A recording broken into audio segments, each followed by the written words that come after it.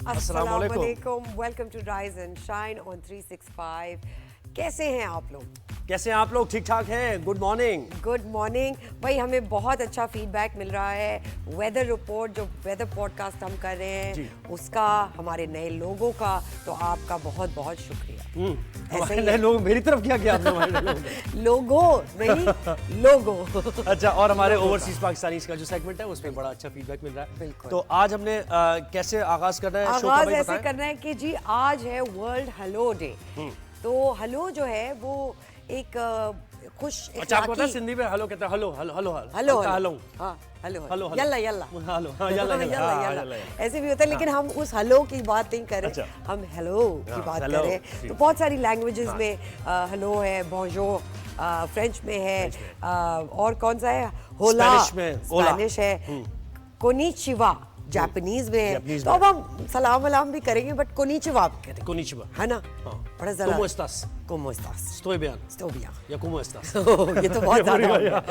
ठीक है ना जी, तो आज हेलो डे है। कोशिश करें कि आप डिफरेंट डिफरेंट लैंग्वेजेस में अपने प्यारों को हेलो बोलें और ये खुशगवार हेलोज एंजॉय। और हमारा अस्सलाम वालेकुम तो है ही, बिल्कुल ऐसे ही, तो मरहबा भी है, अस्सलाम वालेकुम भी है, बिल्कुल ऐसे ही है। तो ये सारी चीजें यसास मुख्तलिफ भी है, तरीके। ग्रीक में यसास कहते हैं। यसास, ऐसा लग रहा है कोई डांट रहा है। बहुत सारी चीजें तो ये कि सलाम करने का तरीका कुछ भी हो सकता है, मुख्तलिफ हो सकता है, लेकिन वो जो तासुरात है, वो जो एक्सप्रेशंस हैं आपके, और जो आप दूसरे तक बात पहुंचा रहे हैं, वो पहुंचती है, दिल से दिल तक बात पहुंचती है ना जब हम किसी को सलाम करते हैं। बिल्कुल। तो ये तो अपने हम टॉप अंदाज न्यूज की तरफ चलते हैं। टॉप न्यूज की तरफ हम चलते हैं, और पहली हमारी टॉप न्यूज ये है कि मायूसी, हराम, डिफॉल्ट की बातें करने वाले किधर हैं?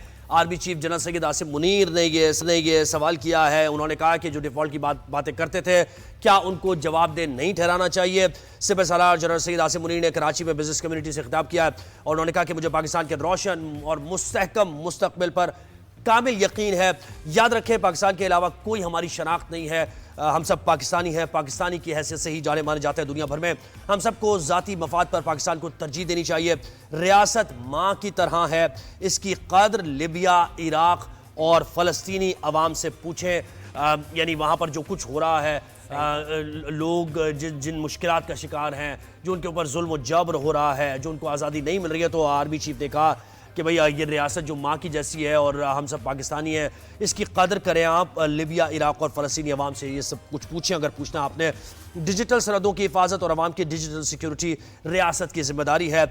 आज पाकिस्तानी मईशत के तमाम आशारिये मुस्बत हैं और हम सब मिलकर खड़े हो जाएं तो कोई कुछ नहीं बिगाड़ सकता।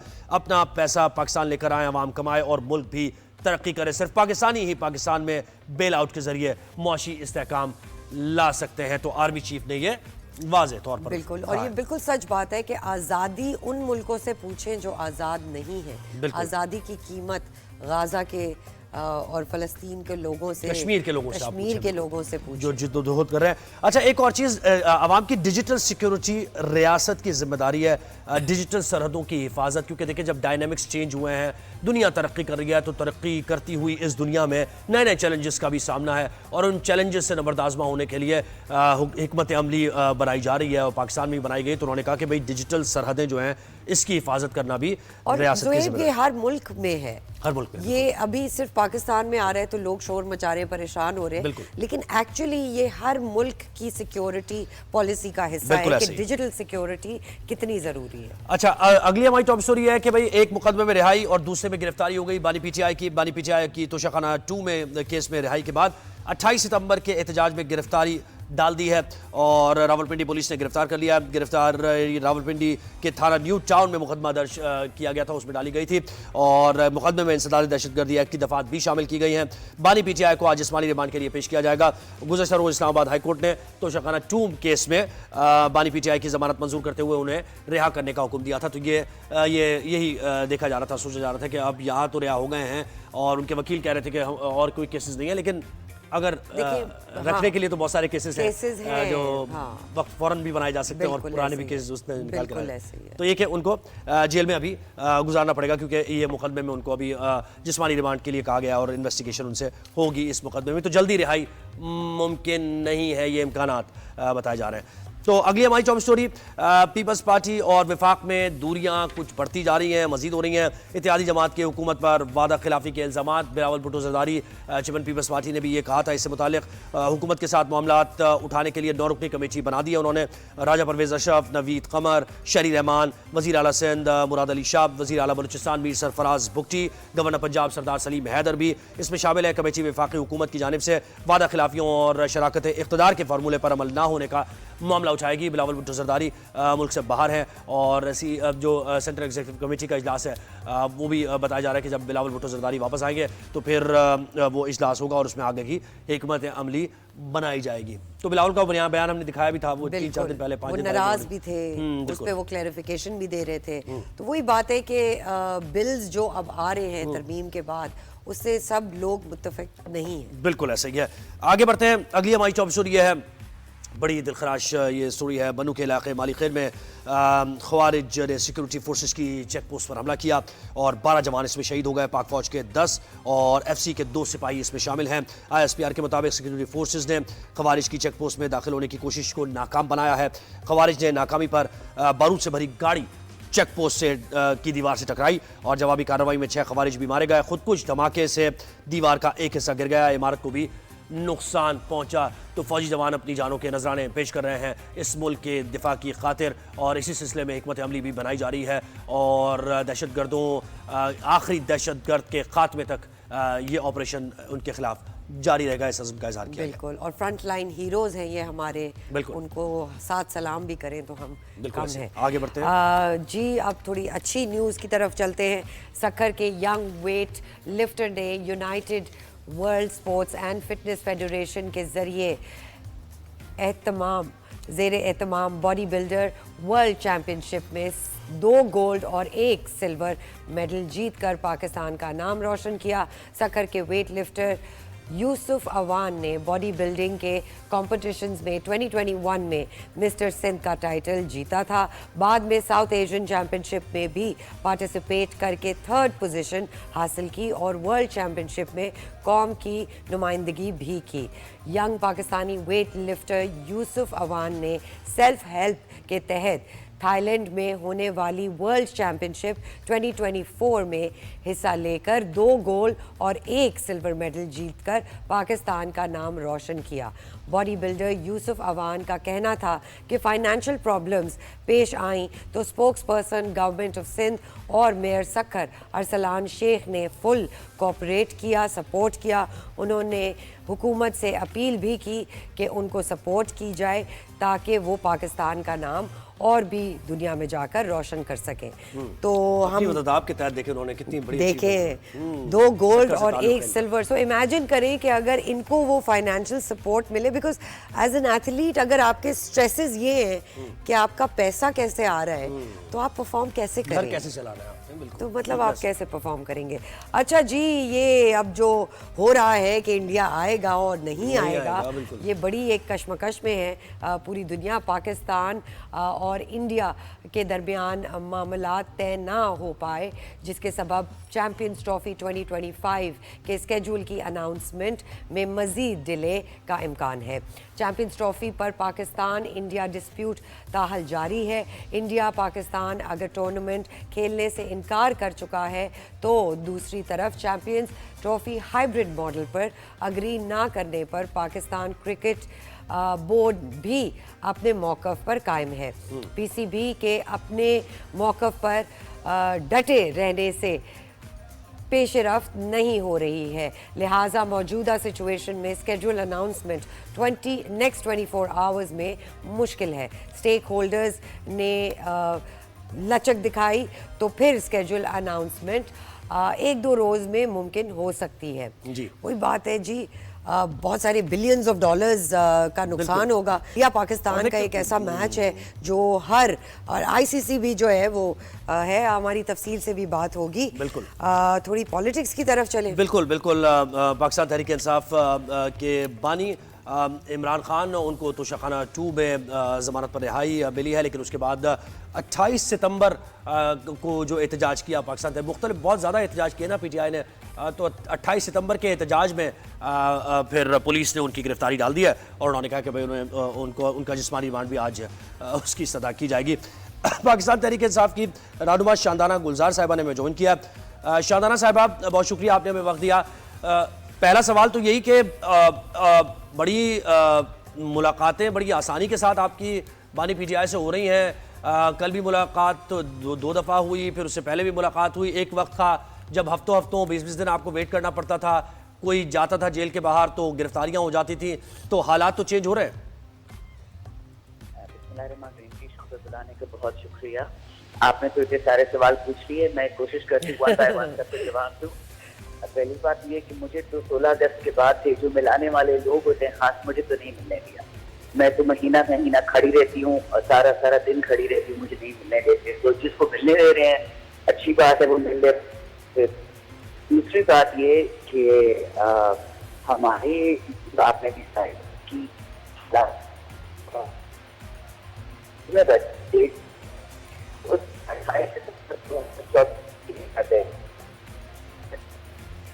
शानदाना जी, आपकी जरा आवाज कट रही है।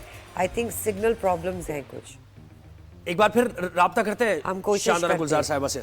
अच्छा, पहले ही उन्होंने इब्तदा जो मैंने सवाल किया तो उस पर शानदाना साहिबा ने कहा कि ये तो अच्छी बात है, जिसको मिलने दे रहे हैं हम तो खड़े रहते हैं और हमें नहीं मिलने दिया जाता। तो जिसको नहीं, आपके पार्टी के रहनुमाओं को मिलने दे रहे हैं ना, तो ये तो खुशी की एक बात But तो I इस तरह है guess कि ऐसा है। अपने लीडर से मिलने का जोश हर इंसान में है, तो अगर किसी और को वो मौका मिल रहा है तो यू फील वन फील्स कि हमें नहीं मिला वो मौका। बिल्कुल नहीं, लेकिन इससे देखिए हम क्यों ये कॉन्स्पिरेसी थ्योरीज भी होती है ना। अब इस तरह का उन्होंने स्टेटमेंट दे दिया, इससे तो ये लग रहा है कि भाई उन्हें नहीं मिलने दिया जा रहा, किसी और को मिलने दिया जा रहा है। तो क्या किसी और का राब्ता किसी और से है जो उनको मिलने के लिए कह रहा है कि मिलो और कोई बातचीत करो?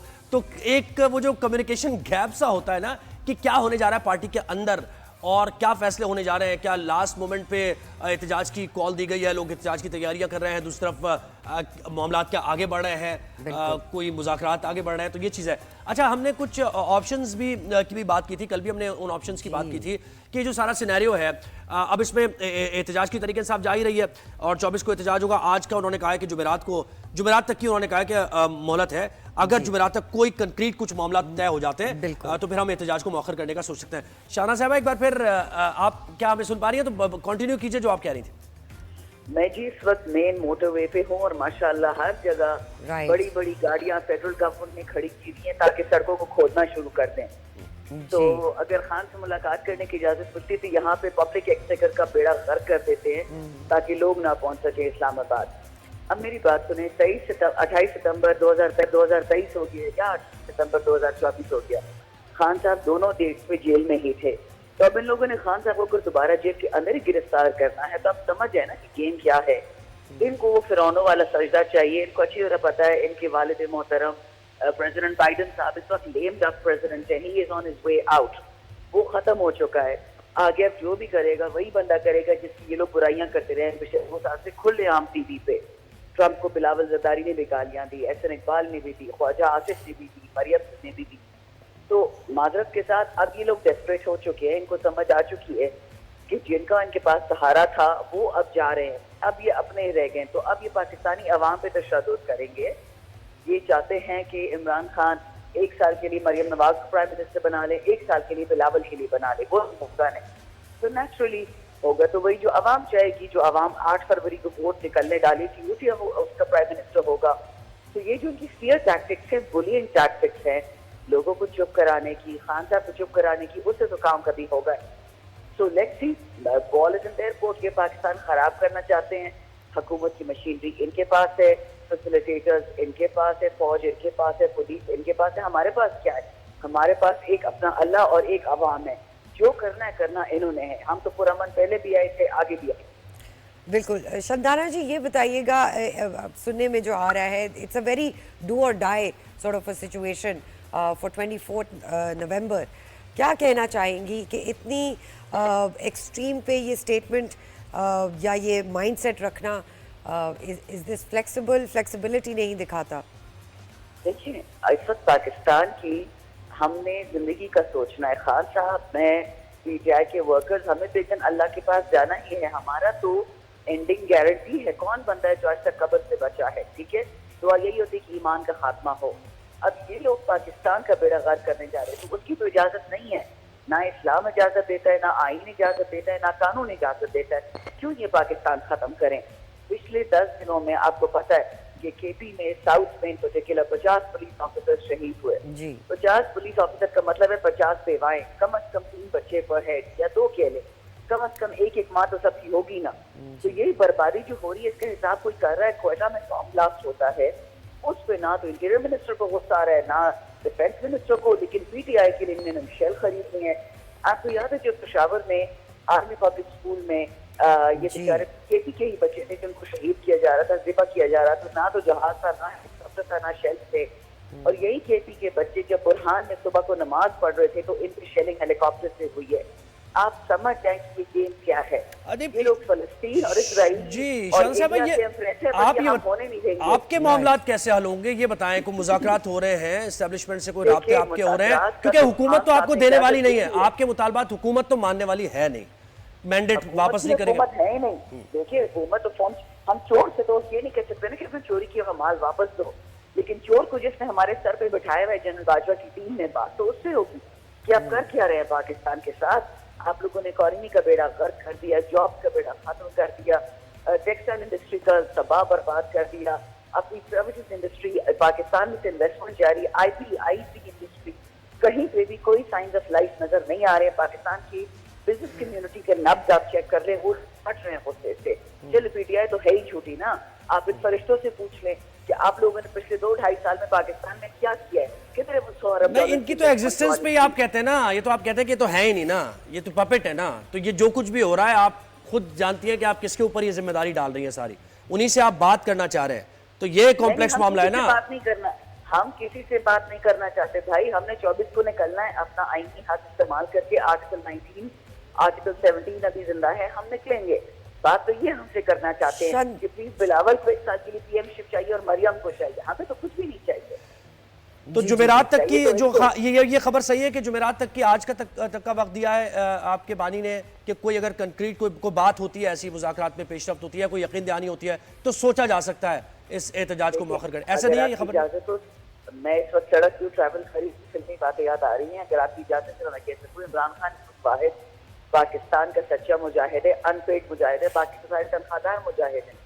इस वक्त वो पाकिस्तान की बका के लिए लड़ रहा है। खान साहब ने जेल में 100 दफा हमें कहा है कि मैं तो अपनी आज़ादी ले लूंगा लेकिन पाकिस्तान का बेड़ा गर्क हो जाना है।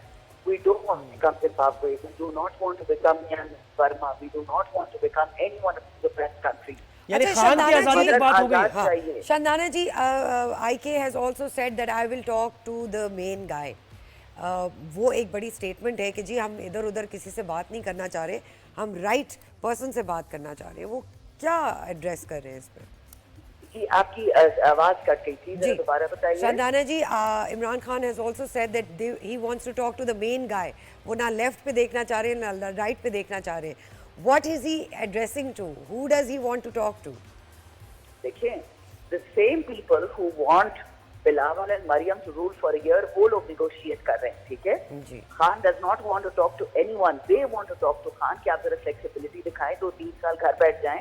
ये हमारे जो सही बच्चे हैं, हमारे होनहार बच्चे हैं, मरियम और बिलावल, इनको साल की पीएमशिप चाहिए। खान तो कह रहे मैं तो निकल रहा हूँ 24 को। खान ने कोई नेगोशिएशन नहीं मांगी। नेगोशिएशन के लिए लोग गडियाला पहुंचे, वो बंदे की जेल में। ये ऑफर हो चुकी है, यानी ये ऑफर हो चुकी है कि भाई आप निकल आए बाहर, जेल से हम आपको बाहर निकाल देते हैं लेकिन आप खामोश बैठ जाए। कि आप निकले जेल से 2-3 साल आराम से चुपचाप करके बैठे, हमने मरियम बिलावल को जरूर फील्ड में उतारना है, फिर आप आ जाइएगा। तो ये पाकिस्तान कोई मिठाई है जो हम बांट रहे हैं, तुम ले लो, इसको दे दो, उसको दे दो, that is not on, simply not on. Right. अच्छा, ये भी बताइएगा शानदाना जी कि बुशरा बीबी ने जो खिताब किए कुछ दिन पहले, उसमें भी बड़ी बातें हुई कि जी पीटीआई को वो लीड कर रही हैं और on the face of it she was saying that I have nothing to do with politics. उसको कैसे देखती हैं आप? देखिए, मैं तो उस मीटिंग में बैठी हुई थी पेशावर में जी, जब अली अमीन गंडापुर के बाद उन्होंने सबको एड्रेस किया। शी है कि उन्होंने खान साहब ने उनको जेल से आने से पहले उनको मैसेज दिया था कि मेरे वर्कर्स को, मेरे MNAs, मेरी MPs तक ये मैसेज समझा दें, ठीक है जी। मैं आपको ये बता दूं कि हम मौरूसी पार्टी नहीं है नून या पीपल की तरह कि किसी की बीवी या किसी का बच्चा सामने आएगा और हम उसकी बात मानेंगे। खान साहब का मैसेज था हमने मान लिया। यही मैसेज खान साहब की बहन भी जेल से लेके आ गई कितने महीनों से।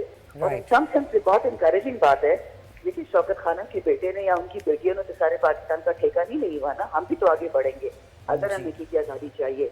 तो जब तक खान साहब जेल में है और उनकी फैमिली हमें उनका मैसेज देती रहती है तो उनका एहतराम है, लेकिन बॉस एक है, लीडर एक है, वह इमरान खान है, सिंपल इज दैट। राइट। अच्छा, एक चीज और, कुछ ये टिकर चला रहे थे कुछ चैनल्स, बल्कि ऑन भी कर रहे थे उस खबर को कि बैरिस्टर गौहर ने आपकी क़यादत में से और अली बिन गंडापुर ने कि ये कहा है कि खान को कहा है कि एहतजाज को मौखर कर दें, 24 की तारीख वापस ले लें, ये ऐसी बात है?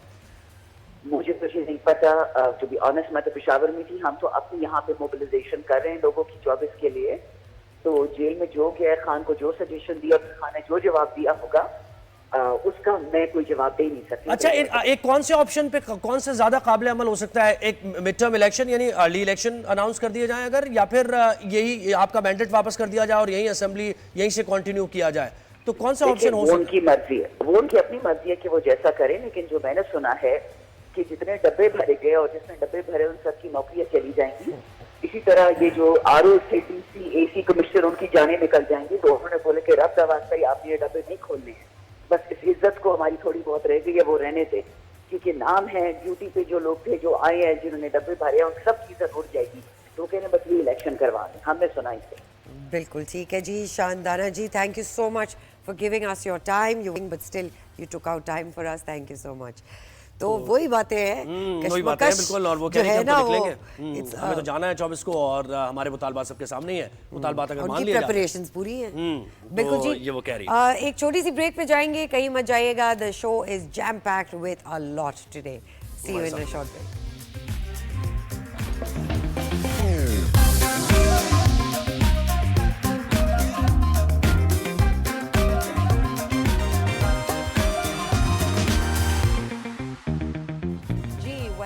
नाज़रीन, अब बात करते हैं 12th इंटरनेशनल जो आइडियाज़ 2024 हो रहा है। एक बहुत बड़ा इवेंट है पाकिस्तान में और रिवायती हथियारों और आलात हर्ब का जिक्र हो तो पाकिस्तान में मकामी तौर पर तैयार करदा टैंक्स को नुमाया हैसियत हासिल है और बहुत ज़्यादा ये जो नुमाइश हो रही है इसकी बात पर, इसमें बड़े स्टेट ऑफ द आर्ट किस्म के वेपन्स भी और जो भी टेक्नोलॉजी है, क्रिएटिविटी। तो हमारे नुमाइंदे वकास बाकर ने वहाँ का अहवाल हमें देंगे कि वहाँ क्या हो रहा है, क्या एक्टिविटीज़ हो रही हैं। वकास ज़रा बताइए। जंगों के रिवायती तरीक़ों दलात हर्ब की बात की जाए तो अफवाज पाकिस्तान इस मामले में, इस शोबे में भी खासी खुद कफ़ील है। हैवी इंडस्ट्रीज़ टेक्सला जो कि पाकिस्तान का नुमाया दिफाई साजो सामान तैयार करने वाला नुमाया इदारा है, इस इदारे की जानिब से पहले Al Khalid tank, Faris tank, Hisar tank और तलहा टैंक तैयार किए जा चुके हैं।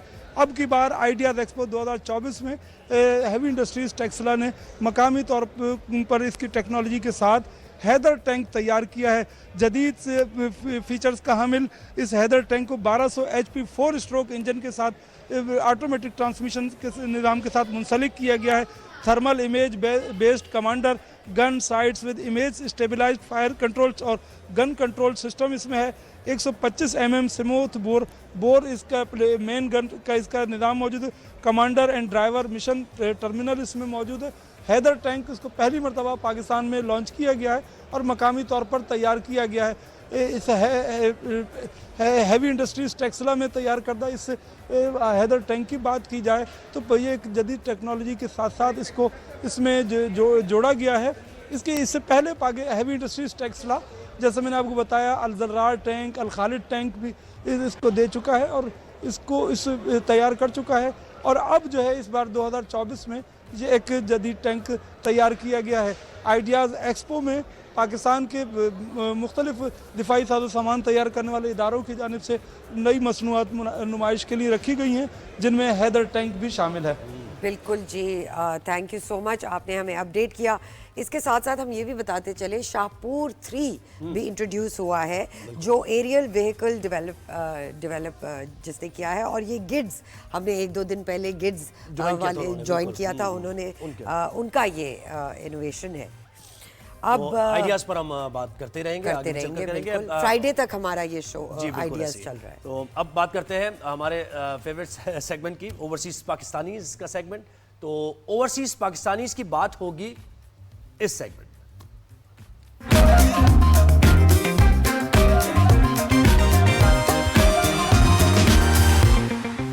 जी, तो ओवरसीज पाकिस्तानी जिनके लिए हम कहते हैं मुल्क से तो दूर हैं लेकिन हमारे दिलों के करीब हैं और उनके दिल पाकिस्तान के लिए धड़कते हैं। बिल्कुल जी। Hasan Atiq Riyadh Saudi Arabia से उन्होंने हमें ज्वाइन किया है।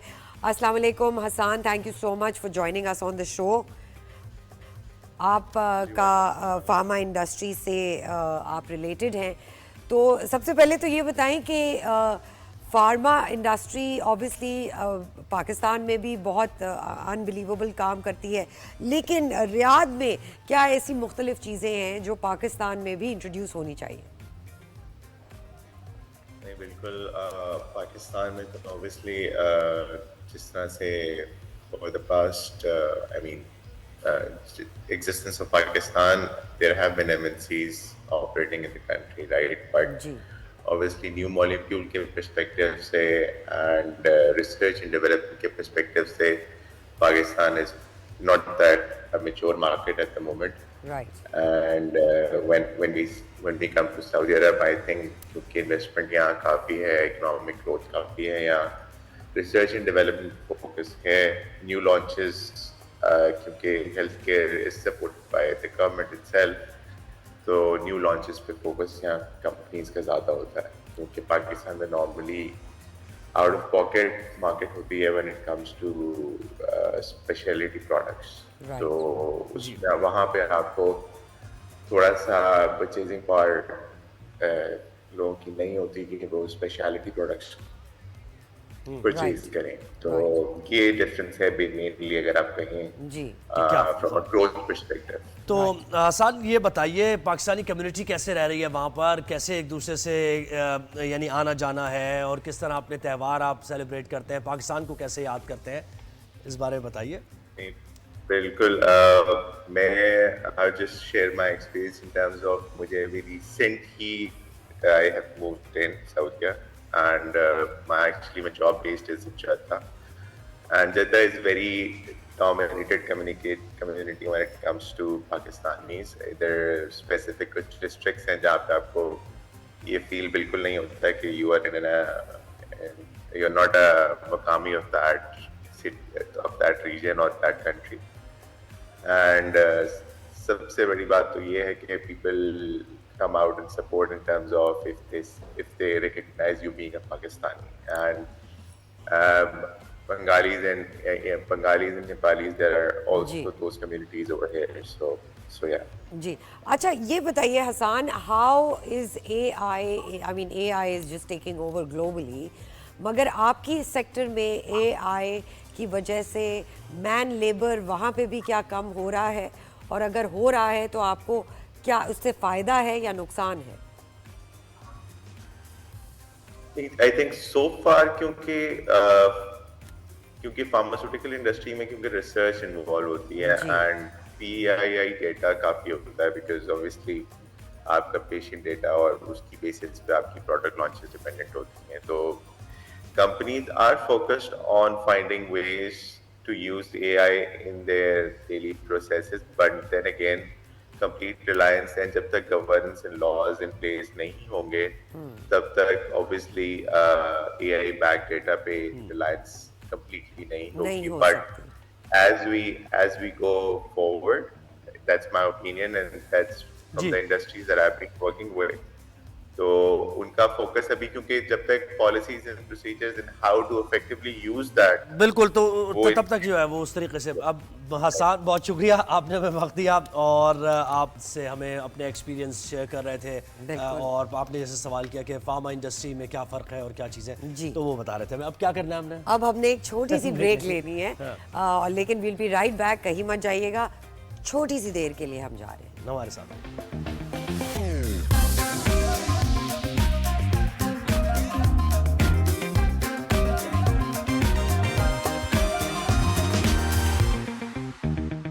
वेलकम बैक नाजरीन। अब हम आपको कुछ बड़ी दिल दहला देने वाली खबर से आगाह करते बिल्कुल हैं। तशवीशनाक खबर भी है ये इसके साथ साथ, और ये बड़े सवालात भी उठ रहे हैं निश्तर अस्पताल की इंतज़ामिया के ऊपर कि कैसे ये लैप्स हो गया है, इसकी इन्वेस्टिगेशन हो रही है नहीं। निश्तर अस्पताल में 25 मरीजों के एड्स में मुब्तला होने के बाद डायलिसिस यूनिट में नए मरीजों के इलाज पर पाबंदी लगा दी गई है। अब ये क्यों हुआ है ऐसा, और कहाँ लैब्स आया है, क्या SOPs फॉलो नहीं किए, पैकेज देखिए और उसके बाद हम इस पर मजीद बात करते हैं।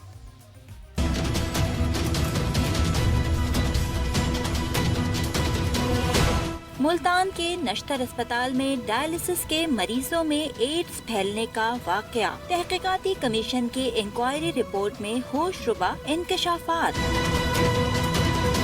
तहकीकाती कमीशन की रिपोर्ट के मुताबिक रजिस्टर्ड मरीजों का गुज़िश्ता 1 साल से एड्स टेस्ट नहीं किया गया, जबकि हेल्थ केयर कमीशन के SOPs के मुताबिक मरीज का हर 6 माह बाद एड्स और 3 माह बाद हेपेटाइटिस का टेस्ट लाजमी है। रिपोर्ट के मुताबिक 11 अक्टूबर को डायलिसिस यूनिट में पहला एड्स का मरीज रिपोर्ट हुआ। अस्पताल इंतजामिया ने मामला दबाने की कोशिश की। अस्पताल इंतजामिया ने एड्स कंट्रोल प्रोग्राम के किसी डॉक्टर से भी राबता नहीं किया। तहकीकाती रिपोर्ट के मुताबिक अस्पताल अमले ने मुतासिरा मरीजों के अहले खाना की स्क्रीनिंग भी नहीं की, जबकि डायलिसिस यूनिट के तमाम 240 रजिस्टर्ड मरीजों के एड्स टेस्ट नहीं किए जा सके। डायलिसिस यूनिट के 25 मरीजों में एड्स वायरस की तस्दीक हो चुकी है। डायलिसिस यूनिट को नए मरीजों के इलाज के लिए बंद कर दिया गया है। मरीजों में एड्स की मुंतकिली के मामले पर अस्पताल के MS और हेड ऑफ नेफ्रोलॉजी वार्ड को जिम्मेदार करार दिया गया है। बिल्कुल, ये जिम्मेदारी भी अभी डाली गई है किसी पर, लेकिन अब बात यह है कि ये मामला कहाँ तक आगे बढ़ेगा। ब्यूरो चीफ मुल्तान शाहिद राणा साहब ने हमें ज्वाइन किया है, उनसे मजीद जानते हैं इस बारे में। जी बिल्कुल, शाहिद राणा साहब अस्सलाम वालेकुम, थैंक यू सो मच, आपने हमें वक्त दिया। मुल्तान के अस्पताल में इतना बड़ा वाकया पेश हुआ है, शायद बताइए कि ये वाकया और 25 मरीजों में HIV मुंतकिल हुआ और कैसे मुंतकिल हुआ? जी ज़ुहैब हसन और सरवत गिलानी, बिल्कुल आपने दुरुस्त कहा। मामला कुछ ऐसे है कि जब डायलिसिस का जो वार्ड है निश्तर में, वहाँ एक पेशेंट आता है और जब उसका टेस्ट किया जाता है तो वो HIV पॉजिटिव निकलता है। अच्छा, अब उस पेशेंट के पॉजिटिव होने के बाद तशवीश ये पैदा होती है कि दूसरे जो 272 पेशेंट्स जहाँ डायलिसिस करवा रहे हैं, आया कि उनमें कहीं ये जो वायरस है वो ना चला गया हो। उसके बाद टेस्ट करवाए जाते हैं और ये ख़दशा जो है वो इंकशाफ बन जाता है कि 25 लोगों के मज़ीद जो टेस्ट किए गए उनमें HIV पॉजिटिव पाया गया। अब बड़ी ख़बर है, 365 में ब्रेक भी की मुल्तान से हमने, और 25 पेशेंट्स का जब HIV पॉजिटिव आया तो ये एक बड़ी ख़बर थी। उसके बाद डॉक्टर्स का, वहाँ के स्टाफ का और 272 का मज़ीद टेस्ट किया गया, और उसके बाद एक माहौल क्रिएट हुआ जिसमें यकीनन इस इंकशाफ के बाद आप जानते हैं कि पंजाब एड्स कंट्रोल प्रोग्राम और फिर पाकिस्तान का एड्स कंट्रोल प्रोग्राम और फिर इंटरनेशनली जो एड्स कंट्रोल प्रोग्राम है वहाँ तक खबरें गई, और पंजाब हुकूमत ने एक कमेटी बना दी उसके बाद, जिस कमेटी ने ये फ़ैसला करना था कि यहाँ मज़ीद कोई पेशेंट नहीं है और ये 25 पेशेंट जो HIV से पॉजिटिव हुए ये क्यों हुए। कमेटी ने इतवार जो गुज़र गया है वो रिपोर्ट दे दी है।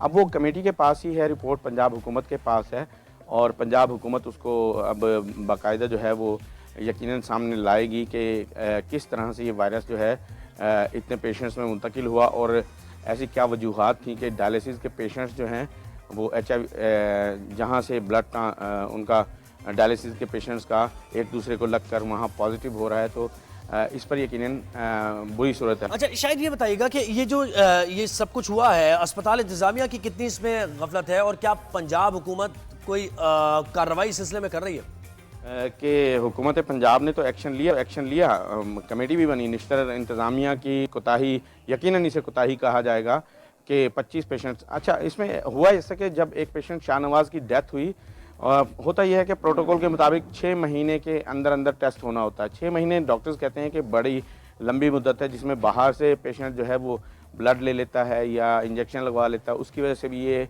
आ सकता है। लेकिन जाहिर है कि निश्तर इंतज़ामिया की ज़िम्मेदारी बनती थी कि जब एक पेशेंट उनके पास रजिस्टर्ड है तो उन्हें उनका टेस्ट पहले लेना चाहिए था, और अगर उन्होंने 6 माह के अंदर नहीं लिया तो यकीनन 6 माह के अंदर उनको 3 माह के अंदर लेना चाहिए था। फिर जब उन्होंने उसका टेस्ट लिया तो वो पॉजिटिव आया, उसके बाद भी ये खबर छुपाई गई, लेकिन ज़राए के मुताबिक जो ज़राए ने हमें फिर खबर दी और उसके बाद जब ब्रेक हुई खबर तो फिर निश्तर इंतज़ामिया ने होश के नाखून लिए और उसके बाद उन्होंने वो लिस्ट बनाई कि जिन 20 पेशेंट्स जिनमें HIV शिफ्ट हो चुका था, जो उनकी फैमिलीज़ हैं, फैमिलीज़ के टेस्ट लेना अभी ज़रूरी हैं। हमारी इत्तला के मुताबिक फैमिलीज़ तक अभी पहुंचा नहीं गया है और यकीनन ये बहुत बुरी सूरत हाल है कि अगर 25 पेशेंट्स की फैमिलीज़ में उनको ये भी पता नहीं कि उनके अंदर HIV मुंतकिल हो चुका है और उनको नहीं मालूम, तो यकीनन ये फिर एक बम शेल की तरह फटे। अब निश्चित इंतज़ामिया ने ये किया है कि 2 मशीनें अलग करके जो HIV के पेशेंट 25 इनके पास हैं उनके लिए अलग कर दी हैं ताकि डायलिसिस उनका वहाँ किया जाए। जी। अब इंतजामिया ने यह किया है कि उनकी मशीनें अलग कर दी हैं और ये जो 25 पेशेंट्स हैं इनके फैमिली मेंबर्स के टेस्ट लिए हैं। मतलब और एक और ये इसमें ये भी सवाल है जो हम पूछेंगे कि भाई ये जो एक SOP है कि 6 महीने में टेस्ट होता है HIV का और हेपेटाइटिस का, तो वो टेस्ट क्यों नहीं लिए गए या लिए गए हैं? इतना बड़ा अस्पताल अगर ये गफलतें करता फिरेगा तो फिर बाकियों का क्या होगा। इसी पे मजीद बात करते हैं। नेफ्रोलॉजिस्ट डॉक्टर अली असगर ने हमें ज्वाइन किया है। अस्सलाम वालेकुम sir, thank you so much for joining us. Sir, ये तो ऐसा है कि बस आंख बंद करी और फैक्ट्री की तरह मरीजों को डालते गए और फिर रिकॉर्ड्स भी छुपा रहे हैं और अपनी ये जो इनसे गलती हुई है वो भी छुपा रहे हैं। तो इतने बड़े अस्पताल में एड्स फैल रहा है, डेफिनेटली डॉक्टर्स की गफलत है। क्या कहेंगे आप? जी वालेकुम सलाम। बहुत शुक्रिया मुझे मौका दिया आप लोगों ने इस पे बात करने की। ये कि एक तो पहले जो ये खबरों की सनसनी फैलाने वाली जो हमारी आदत बन गई है ना, इसको हमें ठीक करना होगा। इसको आप समझे पहले कि HIV ये आप कहते हैं कि अस्पताल की इंतजामिया ने फैला दिया और उन्होंने जो है वो टेस्ट नहीं किया इसलिए HIV हो गया, या वहाँ डायलिसिस यूनिट में जो है वो किसी डॉक्टर ने या इंतजामिया ने गलत की इसकी वजह से HIV हो गया। HIV इसकी वजह से नहीं होता। HIV जो वायरसेस जो डायलिसिस से ट्रांसमिट हो सकते हैं उसमें सबसे लो रिस्क वाला वायरस है। इससे ज्यादा हेपेटाइटिस B और C ज्यादा आसानी से एक दूसरे से लग जाता है। HIV एक दूसरे को हाथ लगाने से, एक दूसरे के साथ खाना खाने से, गले मिलने से, इससे नहीं एक दूसरे को लगता। ये एक काबिल इलाज वायरस है और अब दुनिया में ये तकरीबन हर जगह जहाँ भी किसी को अगर ये बीमारी हो जाती है उसका इलाज भी हो जाता है। इससे मरते बहुत ही कम लोग हैं। ये तो आप क्लियर कर लें पहले। जी सर, अब ये देखिए, ये तो कॉमन नॉलेज है ना सर कि ये मुलाकात से, हग करने से, खाना खाने से नहीं है। इसकी 2 वजूहात हैं, वो भी हमें पता है। लेकिन सर हम तो इंतजामिया जो अस्पताल है उसकी गफलत के बारे में आपसे पूछ रहे हैं।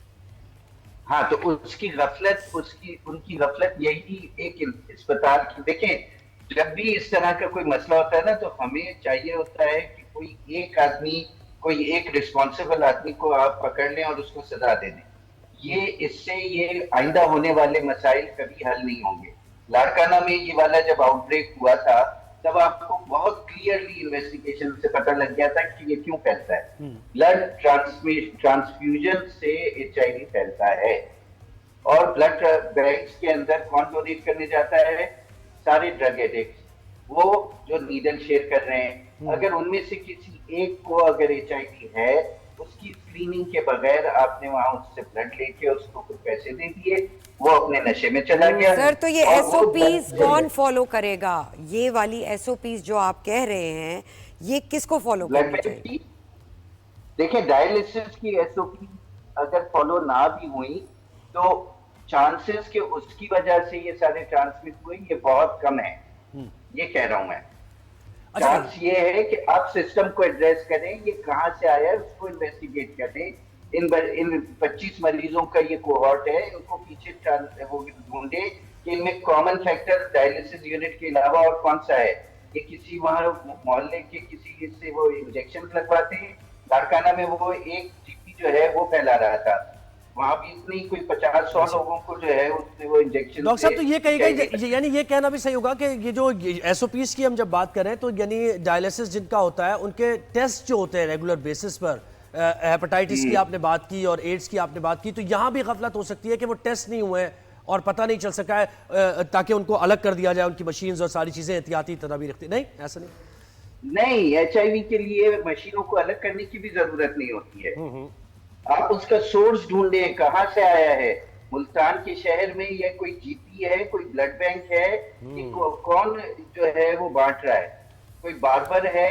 आपको पता है इस वक्त पाकिस्तान में हर 20 every 20th citizen of Pakistan is infected with HCV, hepatitis C। इतना ज्यादा दुनिया के 4 सबसे ज्यादा हेपेटाइटिस C वाले लोगों के साथ हम इस मुल्क में रह रहे हैं, और उसको फैलाने वाले यही GPs, जो वो GP भी नहीं है, डॉक्टर भी नहीं है, वो सिरिंजेस जो है वो वापस रीयूज करते हैं, और हमारी कौम को सस्ता इलाज कराने के लिए, फौरन इलाज करने के लिए उन्हीं के पास जाना है, उन्हीं से जल्दी वाले वो इंजेक्शन लगवाने। तो आप ये कह रहे हैं कि ब्रॉडर पर्सपेक्टिव में देखने की जरूरत है, पॉलिसी बनाने की जरूरत है, हुकूमती सतह पर इंतजामिया की ये पॉलिसी आप कह रहे हैं। अच्छा जी। एक हॉस्पिटल, एक डायलिसिस यूनिट, एक डॉक्टर नहीं है रिस्पॉन्सिबल, इसके लिए पूरा सिस्टम, पूरा माशरा, हर एक इसके अंदर इन्वॉल्व है। तो ये एस्केप बोर्ड बना दिया गया है, यानी ये जो कार्रवाई हुई है और ये डॉक्टर वो जो जिम्मेदार, तो ये एस्केप बोर्ड बनाने के लिए ये वही तरीका है जो होता है। उनको आप सजा देकर उनको निकाल दें नौकरी से, फिर क्या ये आइंदा नहीं होंगे ऑपरेट? सर तो ये क्या मतलब जब एक ओके, खैर आपने बहुत अच्छे से समझा दिया। Doctor Ali Asghar, thank you so much, आपने हमें ज्वाइन किया और अपना पेश किया। वही बात है कि बहुत ज़रूरी है SOPs फॉलो की जाए, specially in institutions like hospital. बिल्कुल। अच्छा, एक बड़ी इंपॉर्टेंट उन्होंने बात की कि ब्लड बैंक्स जो हैं उन पर नजर रखने की जरूरत है कि वहां से जो ब्लड आ रहा है उसमें HIV, यानी ये सबसे खास बात है, इंतजामिया को इस पर नजर रखनी है। बिल्कुल तो जी, एक छोटी सी ब्रेक है, एक्सपर्ट से बात करके कितनी चीजें पता चलती है। बिल्कुल जी, एक छोटी सी ब्रेक में जाएंगे, कहीं मत जाइएगा, विल बी राइट बैक।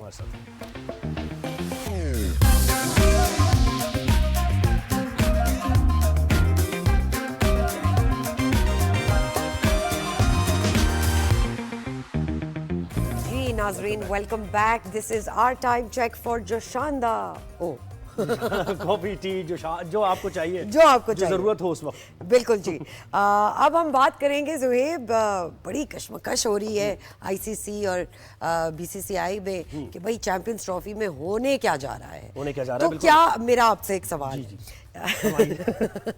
देखिए, मैच जो है वो ब्रॉडकास्टर्स से चलता है, ठीक है ना, स्पॉन्सर्स वो देते हैं, तो क्या ये कहना सेफ होगा कि ये ICC और BCCI के हाथ में नहीं है, बड़ी एक्चुअली ब्रॉडकास्टर्स के हाथ में? ब्रॉडकास्टर्स के हाथ में इस तरह है कि वो प्रेशर कर सकते हैं और अभी तक कर रहे हैं, क्योंकि अभी तक अगर ब्रॉडकास्टर्स ना होते और उनका इंटरेस्ट ना होता पाक इंडिया मैच में, तो मामला बड़ी आसानी के साथ हल हो जाता। पाकिस्तान का मौक़िफ़ कोई ना सुनता और वो BCCI की बात मान लेते और कहते भाई हाइब्रिड करें वरना फिर छोड़ें। लेकिन ब्रॉडकास्टर्स के आने के बाद मामला अटक चुका है। अब ICC को समझ नहीं आ रहा है कि करना क्या है, शेड्यूल का ऐलान कैसे करें, कैसे BCCI को कन्विंस करें। तो एक पैकेज हमने तैयार किया है इस पर, चैंपियंस ट्रॉफी पर, वो देखिए, और उसके बाद हम साबिक चेयरमैन PCB से भी इस पर हम बात करेंगे।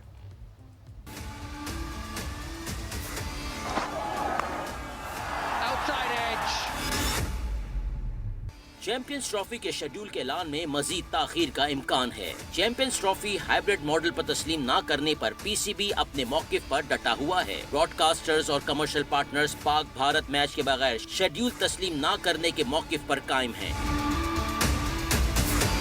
ब्रॉडकास्टर्स ने पाक भारत मैच न होने की सूरत में कानूनी चाराजोई का इंदिया भी दे दिया। International cricket council champions trophy में भारतीय हठधर्मी के बायस ब्रॉडकास्टर्स को बड़े नुकसान का अंदेशा है और ब्रॉडकास्टर्स ने तयशुदा रकम में कमी का अल्टीमेटम दे दिया है। ब्रॉडकास्टर्स ने ICC को पैगाम पहुंचाया कि गैर यकीनी सूरत हाल में $3.2 अरब की तयशुदा रकम नहीं दे सकते।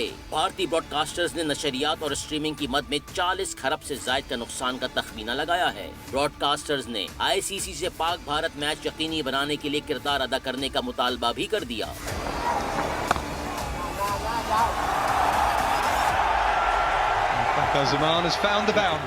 जी, तो आपने देखा जैसे ब्रॉडकास्टर्स की अपने बात की सही जगह आपने पॉइंट आउट की बात। खालिद महमूद साहब हमारे साथ हैं, साबिक चेयरमैन PCB, उनसे जानते हैं। जी, अस्सलाम वालेकुम खालिद साहब, थैंक यू सो मच, आपने हमें वक्त दिया। सर, सबसे पहले तो ये बताएं कि ब्रॉडकास्टर्स ने पाक भारत मैच ना होने की सूरत में कानूनी चाराजोई का इशारा दिया है। क्या भारत इस पर कोई प्रेशर पड़ेगा इस बात से? देखिए, इसमें एक चीज़ बड़ी वाज़ेह समझ आ जानी चाहिए कि भारत जो है वो तो एक पॉलिसी के तहत ये सब कुछ कर रहा है और ये करने के लिए वो आखिर तक जाएगा। और पॉलिसी उनकी ये है कि पाकिस्तान को तनहा किया जाए दुनिया में और पाकिस्तान को बदनाम किया जाए। बदनाम करने के लिए उन्होंने कई शोशे छोड़े हुए हैं कि जी दहशतगर्दी होती है, ये होता है, वो होता है। अब ताज़ा तरीन उनकी तरफ से जो बड़ी मज़ाक़ खेज़ बात सुनने में आई है कि वो जी चूँकि डॉक्टर जाकिर नाइक आके इंडिया पाकिस्तान का दौरा कर चुके हैं इसलिए वो नहीं आएंगे। ये मतलब बच्चों वाली वो एक्सक्यूजेस ढूंढ रहे हैं और तनहा कर जी एक्सक्यूजेस ढूंढ रहे हैं तो एक्सक्यूजेस ढूंढ रहे हैं। मैं समझता हूँ कि इस सिलसिले में जब हमने ऐलान तो दो टोक कर दिया है कि जी हम हाइब्रिड मॉडल के मुताबिक नहीं खेलेंगे, लेकिन अपने बात को मनवाने के लिए जो ज़रूरी इक़दाम करने की ज़रूरत है वो हम नहीं कर रहे। ये बड़ी मैं खुल के बात कर रहा हूँ। इसमें होना ये चाहिए, अभी आपके जो शुरू में जो बताया जा रहा था आपके चैनल से कि कितना नुकसान होगा और ब्रॉडकास्टर क्या करेगा, ये सारी बातें दुरुस्त है। ये नहीं बताया जा रहा कि पाकिस्तान इंडिया मैच की कितनी ज़्यादा वैल्यू है। उस वैल्यू को पाकिस्तान को कैश कराना चाहिए। इंडिया मुतासर नहीं होगा। हमें करना ये चाहिए कि हमें आईसीसी का एक हंगामी इजलास बुलाना चाहिए। पहले भी उनकी जो सालाना मीटिंग थी उसमें भी ये मसला उठाना चाहिए था, लेकिन नहीं उठाया गया। ये कोताही है हमारी। हमें हंगामी इजलास बुलाना चाहिए, रिक्विजिशन करना चाहिए। आईसीसी के कवानीन में ये गुंजाइश मौजूद है। वो करने के लिए हमें 5 या 6 दूसरे मेंबर ममालिक की मदद चाहिए होगी कि वो हमारे साथ मिलकर रिक्विजिशन करें। अब ये जो खुशहाल क्रिकेट बोर्ड है वो हमारे साथ नहीं मिलेंगे। इंडिया ज़ाहिर है रुकावट डाल रहा है। ऑस्ट्रेलिया भी जो है वो ज़्यादा उसका झुकाव इंडिया की तरफ होगा। इंग्लैंड क्रिकेट बोर्ड का भी होगा, लेकिन 5 कम से कम या 6 क्रिकेट बोर्ड ऐसे हैं जो इस सिलसिले में पाकिस्तान के साथ खड़े होने के को तैयार होंगे। ये चूँकि पाकिस्तान क्रिकेट बोर्ड के एहलकारों को इन नज़ाकतों का, बारीकियों का नहीं पता। वो कौन से क्रिकेट बोर्ड हैं? वो क्रिकेट बोर्ड वो हैं जिनके पास वसाइल की और सरमाए की कमी है। सबसे पहले वेस्ट इंडीज़ का क्रिकेट बोर्ड है। आपको पता है कि कितनी ज़बरदस्त उनकी टीम होती थी किसी ज़माने में, आजकल वो मुश्किलात का शिकार है।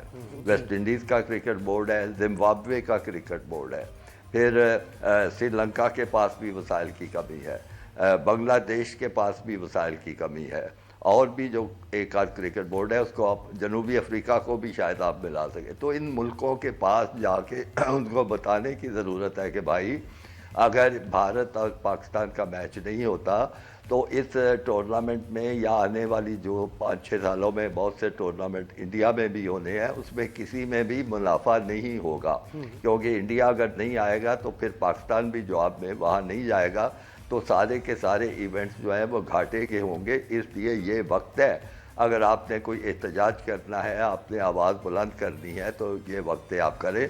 मुझे यकीन है अगर मौसर अंदाज में इन मुल्कों के साथ गुफ्तगू की जाए, जो कि अभी तक नहीं की गई, सुनने में नहीं आया कि कुछ हुआ है, तो पाकिस्तान को कामयाबी हो सकती है। आईसीसी के फोरम से रेजोल्यूशन पास हो सकता है, फैसला हो सकता है कि जिस तरह तयशुदा प्रोग्राम है इंडिया को जाना चाहिए और खेलना चाहिए। ये बहुत अच्छा, खालिद साहब ये कहिएगा कि आप क्या समझते हैं, क्या पाकिस्तान पीसीबी ये एक्सपेक्ट कर रहा है कि क्योंकि ब्रॉडकास्टर्स का इंटरेस्ट है तो हमारे केस को तो ब्रॉडकास्टर्स ही आगे प्लीड कर रहे हैं, और पाकिस्तान ने सिर्फ ये मौक़िफ़ लिया है कि हाइब्रिड मॉडल हमें काबिल कबूल नहीं है, भारत को आना चाहिए। तो ज़रा हाइब्रिड मॉडल पर भी आप बात कर लें और ये पाकिस्तान का जो स्टांस है इस पर ही बात कर लें। देखिए, ब्रॉडकास्टर तो अपने मुफाद में बात करेगा। वो अपने मुफाद में ये पहले तो मुतालबा करेगा कि जिस तरह आपने कहा था कि पाकिस्तान इंडिया का मैच होगा, और पाकिस्तान इंडिया मैच की बहुत वैल्यू है। जैसे आपके चैनल से भी बताया जा रहा था कि सारे मैचेस एक तरफ रखते हैं और पाकिस्तान इंडिया का मैच एक तरफ रखते हैं, तो दोनों की आमदनी बराबर होती है। अगर ये मैच ना हो तो कोई टूर्नामेंट भी मुनाफे में नहीं जाएगा। तो ब्रॉडकास्टर का तो इंटरेस्ट है कि या जो तयशुदा आपकी टर्म्स हैं उसके मुताबिक ये मैच करवाओ। अगर नहीं कराते हो तो वो कहेंगे कि जी इतने जो $1 बिलियन या जो भी है ये हम कब देंगे। उनको तो कानूनी उनका हक है और वो उसमें कामयाब हो जाएंगे। होता है मैच फिर भी ठीक है, नहीं होता तो वो अपने पैसे कम कर देगा। असल घाटा जो पड़ेगा वो आईसीसी को पड़ेगा, और आईसीसी से घाटे का मुराद है कि उनके जो मेंबर ममालिक जिनको वो मदद करते हैं, फंड देते हैं आमदनी में से, उनको घाटा पड़ेगा। और वो मैं नाम ले चुका हूँ, जो वेस्ट इंडीज़, जिम्बाब्वे वगैरह। तो ये वक्त है कि इन मुल्कों के ज़रिए एक फ़ैसला इंटरनेशनल लेवल पे कराया जाए। और फिर अगली बात यह है कि ये जो इंडिया का असल मौक़िफ़ है, असल उसका यानी प्रोग्राम है, वो ये है कि पाकिस्तान को बदनाम करना और तनहा सिंगल आउट किया जाए, बहाने वो दूसरे। और ये हाइब्रिड मॉडल पे बात करें, हाइब्रिड मॉडल अगर हो जाता है तो इसमें क्योंकि ये तो ब्रॉडकास्टर्स के मसाइल फिर इससे किसी हद तक हल हो जाएंगे ना, कि हाइब्रिड मॉडल के तहत मैच हो और ब्रॉडकास्टर्स तो पैसा कमाएंगे। यकीनन हो जाएंगे। फिर आप देखें कि बैनुल अवामी सतह पे हमारी क्या साख और क्या हैसियत रह जाएगी। ठीक है, अगर आईसीसी फैसला करती है कि हाइब्रिड मॉडल हो जाए तो फिर अगले जो टूर्नामेंट और 3 बड़े टूर्नामेंट अगले 5-6 सालों में इंडिया में होने हैं तो वो भी सारा हाइब्रिड मॉडल ही होगा। कि वो नहीं आते तो हम क्यों जाएं। अगर ये भी फैसला हो जाता है तो ठीक है, बराबर की चीज़ है, चल जाएगी। लेकिन अगर सिर्फ यही होता है कि इंडिया नहीं आएगा और पाकिस्तान भागता हुआ चला जाए तो मैं समझता हूँ कि वो एक अच्छी पॉलिसी नहीं होगी। जी सर, ये बताइए कि पहले भी आईसीसी ने बड़ा प्रेशर दिया था वर्ल्ड कप के दौरान कि इंडिया पाकिस्तान खेलेगा, तो आज आईसीसी वो स्टैंड क्यों नहीं ले रहा? और हम ये भी देख रहे हैं कि इसी से जुड़ा ब्लाइंड क्रिकेट जो हो रहा है उसमें भी इंडिया ने मना कर दिया है कि जी हमारी टीम नहीं आएगी, और पाकिस्तान गई थी फिर। जी बिल्कुल, आईसीसी कहने पर। देखिए, आईसीसी बतौर एक एंटिटी के उसकी हैसियत ही कोई नहीं है। आईसीसी की हैसियत तब बनती है जब आईसीसी की बोर्ड मीटिंग होती है, उसमें कोई फ़ैसला सारे मेंबर ममालिक मिल के लेते हैं तो वो फिर वो उनकी पॉलिसी बनती है। तो यहाँ पे तो हमने आईसीसी को पुकारा ही नहीं, उनकी मीटिंग भी नहीं करवाई, कोई पिछले सालाना इजलास में भी ये इशू नहीं उठाया गया। तो आईसीसी में क्या है कि उनका चेयरमैन है, कोई ऑफिस बेयरर्स वगैरह होंगे, उनकी अपनी हैसियत कोई नहीं है। हैसियत उनकी तब बनती है जो इज्तिमाई तौर पर जब यानी बोर्ड मीटिंग हो और उसमें। अच्छा, अब ये बताएं, आप अपने तजर्बे की बुनियाद पर बताएं, एक तो आपने कहा कि ये इकदाम करने चाहिए और लग रहा है आपको कि अभी तक ये इकदाम नहीं किए। अगर नहीं करता पाकिस्तानी इकदाम तो मुमकिन तौर पर क्या फोर्सी कर रहे हैं आप? क्या होने जा रहा है? आईसीसी का इवेंट हो रहा है, नहीं हो रहा, या कोई और टीम आके खेलेगी इंडिया की जगह? जी देखिए, उस सूरत में जो आप बता रहे हैं उसमें बड़ा अफसोसनाक सा मामला होगा। ये होगा कि इंडिया अपना असर रसूख इस्तेमाल करके ये पूरा टूर्नामेंट जो है इसको शिफ्ट कराने की कोशिश करेगा, किसी और मुल्क में ले जाने की कोशिश करेगा कि चूँकि पाकिस्तान जो है वो हमसे आके बाहर नहीं खेल रहा तो इसलिए वो मैच होना ज़रूरी है, तो हम किसी और मुल्क में ले जाते हैं। वो एक नाकाबिल कबूल किस्म का फ़ैसला होगा। लेकिन मेरा ख्याल है फिर इंडिया कोशिश यही करेगा, और अभी से वहाँ से आवाज़ें आनी शुरू हुई हैं कि पहले जनूबी अफ्रीका का नाम लिया गया, लेकिन जनूबी अफ्रीका में हाल इस पोजीशन में नहीं है कि टूर्नामेंट करा सके, वो किसी और मुल्क में ले जाएंगे, लेकिन पाकिस्तान को वो ज़रूर नीचा दिखाने की कोशिश। खालिद साहब ये बताइएगा, अगर पाकिस्तान डटा रहे इस बात पे कि जी हम हाइब्रिड मॉडल पे नहीं जाते, तो क्या अथॉरिटी है हमारे पास कि हम इस बात पे जमे रहें? आईसीसी के पास अथॉरिटी है कि वो ये मेजबानी का हक ना आईसीसी की मैं पहले भी हमसे ले ले, ये आईसीसी जी मेज़बानी ले लेंगे, यानी फिर इंडिया अपना असर रसूख इस्तेमाल करके ये चीज़ करेगा। इसीलिए मैं कह रहा हूँ कि पाकिस्तान को अपने साथ मेंबर ममालिक मिला के वो फैसला करवाना चाहिए जो पाकिस्तान को सूट करता हो, और वो फैसला यही होगा। और आप क्या कहते हैं कि क्रिकेट के लिए आप क्या कहते हैं? एक ऑप्शन यानी क्रिकेट के लिए एक तो ये है कि पूरा इवेंट ही कहीं और वो इन्फ्लुएंस करेगा, लेकिन ये जो हाइब्रिड मॉडल की हम बात करेंगे, भारत के मैचेस कहीं और हो जाएं, भारत के जो मैचेस हैं वो कहीं और हो जाएं, वो पाकिस्तान ना आए। आप क्या यानी आईसीसी के इवेंट के लिए काबिल कबूल हो सकता है जी पाकिस्तान के लिए? जी, आईसीसी के इवेंट के लिए इस तरह काबिल कबूल हो सकता है कि अगर ये मैच भारत का बाहर होता है या भारत के दूसरे मैच बाहर होते हैं, फिर उनको ये शर्त भी मनवानी चाहिए कि पाकिस्तान जो अपने मैच है वो इंडिया में कोई भी नहीं जाके खेलेगा, सारे मैचेस जो हैं वो बाहर होंगे इंडिया से, फिर साथ वो मनवाएं, फिर ही हमारी इसमें कुछ भरम रहेगा, कुछ इज्जत रहेगी, वरना तो फिर तो इंडिया कामयाब हो गया, जो तासुर सारी दुनिया को देना चाहता है उसमें वो कामयाब हो जाएगा।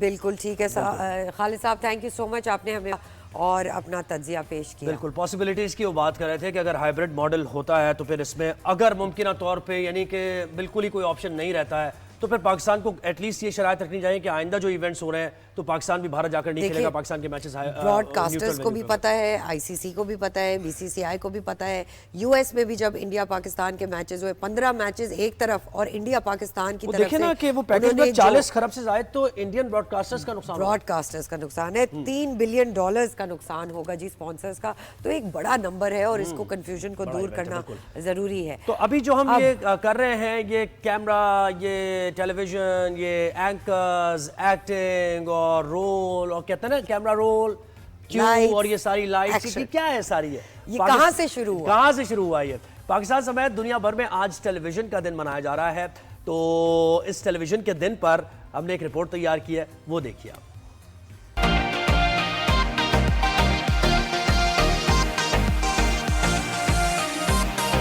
तफरीह तबाह, तालीम तरबियत और मालूमात के हुसूल का बेहतरीन जरिया टेलीविजन। इस दिन के मनाने का मकसद लोगों में टेलीविजन की अहमियत को उजागर करना है। इस दिन के हवाले से मुख्तलिफ टीवी चैनल्स मालूमाती प्रोग्राम तरतीब देते हैं जिसमें लोगों को टेलीविजन की अहमियत व अफादियत से आगाही फराहम करना होता है। टेलीविजन एक ऐसी हैरत अंगेज इजाद है जो कि दौरे हाजिर में राबते, मालूमात और खबरों तक रसाई का एक ताकतवर तरीन जरिया है। अक़वाम मुत्तहिदा की जनरल असेंबली के ज़ेरे एहतमाम दिसंबर 1996 में एक करारदाद मंजूर की गई जिसके तहत दुनिया भर में हर साल 21 नवंबर को टेलीविजन का आलमी दिन मनाया जाने लगा। ये दिन मवासलात के बढ़ते हुए मुतालबात को भी उजागर करता है। गुज़श्ता 10 बरसों में जहां टीवी इंडस्ट्री ने बहुत तरक्की की है और 27 मिलियन घरानों में से 18 मिलियन घराने ऐसे हैं जहां आज टीवी देखा जाता है। पाकिस्तानी मुआशरे में टीवी एक ताकतवर टूल बन गया है। वो जिस तरह का मुआशरा दिखाता है, मुआशरे के लोग उसी तरह बनने की कोशिश करते हैं। उनके ख्याल में पाकिस्तानी मीडिया में कमर्शलाइजेशन का बढ़ता हुआ किरदार पाकिस्तानी मुआशरे के सोशल फैब्रिक को मुतासिर कर रहा है। आने वाले दिनों में 4G टेक्नोलॉजी और 5G आम होने की सूरत में इस बात का कवी इम्कान है कि मोबाइल फोन टीवी की जगह ले लेगा और टीवी नशरियात पेश करने के अंदाज में भी तब्दीलियां आ सकती हैं। जरूरत इस अमर की है कि टीवी चैनल्स को अपनी मुआशी तरक्की के लिए मयार की बेहतरी के साथ साथ आवाम में अपनी साख का भी ख्याल रखने पर तवज्जो देनी होगी। ले लेगा नहीं, ले लिया है। Globally TV is very obsolete. बिल्कुल, और देखिए जरूरत जिस बात की है वो ये है कि अपनी क्रेडिबिलिटी भी आपने कायम रखनी है। टीवी की जो व्यूअर्स आपको देखते हैं, अगर हम न्यूज चैनल्स की बात करें खास तौर पर, तो वहां पर क्रेडिबिलिटी जरा हम अपनी लूज करते जा रहे हैं, जिसकी वजह से लोग सोशल मीडिया की तरफ ज्यादा रुझान गेम में जी। एक छोटी सी ब्रेक पे जाएंगे, वापस आके बड़ा इंटरेस्टिंग टॉपिक है, कहीं मत जाइएगा। Will be right back.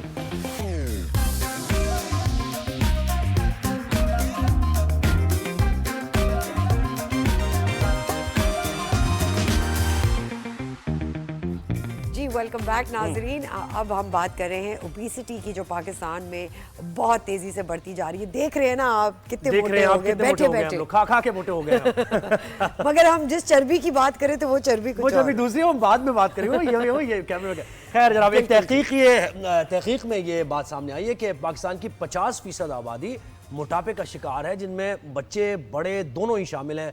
तो इस मौजू पर हम आज बात करेंगे, लेकिन एक रिपोर्ट पहले देखिए और उसके बाद बात होगी। 50% आबादी मोटापे का शिकार। हालिया तहकीक ने पाकिस्तानियों के लिए खतरे की घंटी बजा दी। पाकिस्तान हेल्थ रिसर्च काउंसिल की जानिब से की जाने वाली तहकीक के मुताबिक मुल्क में 50% से ज्यादा आबादी का वजन उनकी जिसामत के एतबार से ज्यादा है। मुल्क में न सिर्फ बड़ों बल्कि बच्चों में भी वजन बढ़ने के रुझान में तेजी से इजाफा हो रहा है। माहिरीन सेहत का कहना है कि ये तहकीक खतरे की अलामत है। सेहतमंद रहने के लिए लोगों को रोजाना वर्जिश और सेहतमंद ग़िज़ा का इस्तेमाल अपने लाइफस्टाइल का हिस्सा बनाना होगा, जबकि बच्चों में भी जिस्मानी सरगर्मियों को बढ़ाने के साथ उन्हें जंक फूड से दूर रखना होगा। माहिरीन सेहत का मजीद कहना है कि मोटापे के बायस आवाम को जानलेवा अमराज का खतरा लाहक हो सकता है, जिनमें दिल की बीमारियां, आर्थराइटिस, हाई ब्लड प्रेशर और ज़्यादतीस अहम हैं। जरूरी है कि अपने खाने पीने का खास ख्याल रखा जाए और वर्जिश को मामूल का हिस्सा बनाया जाए। वो जो इमेजेस में वो जो क्यूटू सा मोटू था ना, जो काउच पे पिज्जा खा रहे हैं, क्या था, बर्गर खा रहा था, बर्गर एंड पिज्जा। तो यही तो वजूहात है, मुंह नहीं बंद हो रहा। जी, इसी पे बात करने के लिए हमारे साथ आज मौजूद हैं doctor Freya Ashraf, bariatric surgeon है, ओबेसिटी के ऊपर हमारे साथ आज मौजूद हैं। अस्सलाम वालेकुम डॉक्टर फरिया, कैसी हैं आप? थैंक यू सो मच, आपने हमें ज्वाइन किया। सबसे पहले तो ये बताएं कि पाकिस्तान में मोटापा बहुत तेज़ी से फैल रहा है और इसकी क्या वजूहात हैं, हम क्या सही नहीं कर रहे और क्या करना चाहिए? वालेकुम अस्सलाम, अल्हम्दुलिल्लाह मैं बिल्कुल ठीक ठाक। और जो आज टॉपिक आपने सिलेक्ट किया है, I think that is very close to my heart. Reason यही है, अभी हमने रिपोर्ट में भी सुना है कि पाकिस्तान थर्ड वर्ल्ड कंट्रीज़ के अंदर, स्पेशली साउथ ईस्ट एशिया में मोटापा बहुत तेज़ी से फैल रहा है और पेंडेमिक फॉर्म के अंदर आ चुका है इस वक्त। हमने ये रियलाइज़ करना छोड़ दिया है कि मोटापा एक बीमारी है, ये हेल्थ का साइन नहीं है। सबसे पहले तो हमें ये माइंड ट्रेंड चेंज करना होगा। जो माइंडसेट है, लोगों को ये लगता है कि जो मोटा है वो हेल्दी है और जो पतला है वो कमजोर है। कहते हैं ना, खाते पीते घर आने से। बेसिकली एक बीमारी है जो कि ना सिर्फ खाते पीते एग्जैक्टली तो ये जो पॉइंट है ना, ये तो बड़ा, ये नहीं, जो एक फिट एनर्जेटिक बंदा है वो कमजोर है, हर कोई उसको यही बोलता रहेगा इतने कमजोर क्यों हो, इतने कमजोर। और जो एक मोटा है वो बड़ा सेहतमंद है। तो मोटापा ना सिर्फ एक आइसोलेटेड खुद बीमारी है, लेकिन अपने साथ ऑलमोस्ट 100 to 150 बीमारियों को साथ लेकर आता है, जिसमें शुगर, ब्लड प्रेशर, हार्ट के प्रॉब्लम्स, आर्थराइटिस, एस्थमा, बहुत सारी बीमारियां। क्योंकि हमारे पास अभी तक ये रियलाइजेशन ही नहीं है कि मोटापा बीमारी है, इसीलिए इसको कंट्रोल करने के ऊपर तवज्जो नहीं है। अनटिल अनलेस हम इसको पहले एज अ बीमारी एक्सेप्ट करेंगे, हमारी सोसाइटी के अंदर मोटापे को एक बीमारी समझकर उसकी एक्सेप्टेंस आएगी, तब हम इसको तो फिर हम ज़ाहिर है बीमारी का इलाज भी करेंगे, कि हम कंट्रोल करें। अच्छा, ये बताइए इसकी वजूहात पे हम बात करें, इसकी वजूहात पे बात करें अब। डाइट आपकी और आप एक्सरसाइज हमारे रूटीन से निकल गई है, ये दोनों वजूहात या फिर मजीद भी और कुछ?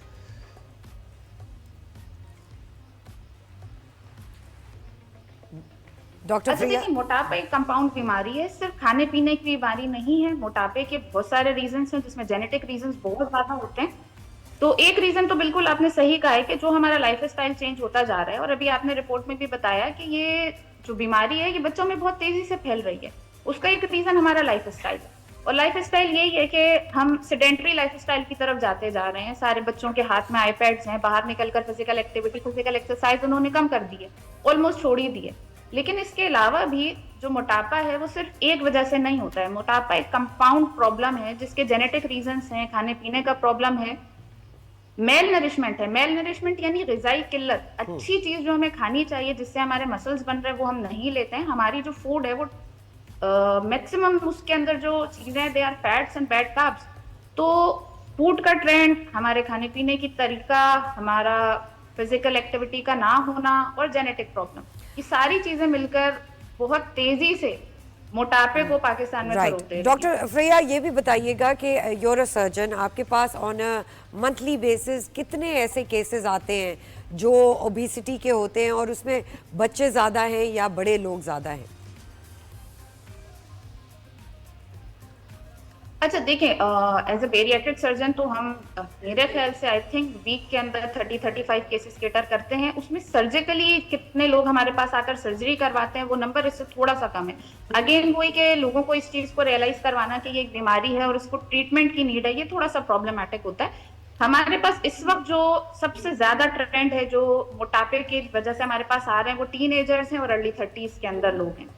तो ऑलमोस्ट 50 to 55% जितनी भी पॉपुलेशन हमारे पास आ रही है they are in their early teens और मिड 20s और अर्ली 30s। अच्छा, जब हम सर्जरी की बात करते हैं इसको जरा एक्सप्लेन कीजिए, यानी सर्जरी किस किस्म की यानी लोग चाहते हैं जो बहुत ज्यादा मोटे हो जाते हैं? जी हाँ, उस पर बात कीजिए।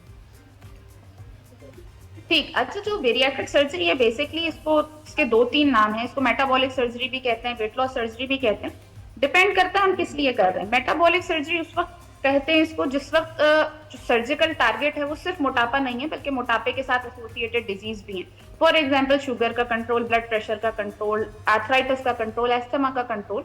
इन सारी चीजों को जब हम कंट्रोल करते हैं सर्जिकली विद वेट लॉस, तो उसको हम मेटाबॉलिक सर्जरी कहते हैं। वरना सिर्फ वेट लॉस के लिए अगर टारगेट किया जाए तो ये बेरियाट्रिक सर्जरी कहलाती है। इसके अंदर हम ऐसा करते हैं, 2 से 3 तरह की होती है। एक ये होती है कि स्लीव गैस्ट्रेक्टमी जिसका नाम है, जिसमें हम जो स्टमक है या मैदा है पेशेंट का, उसका साइज छोटा कर देते हैं। दूसरी बाईपास सर्जरी कहलाती है, जिसमें स्टमक का साइज छोटा होने के साथ साथ हम जो आंत है उसका भी कुछ हिस्सा बाईपास कर देते हैं।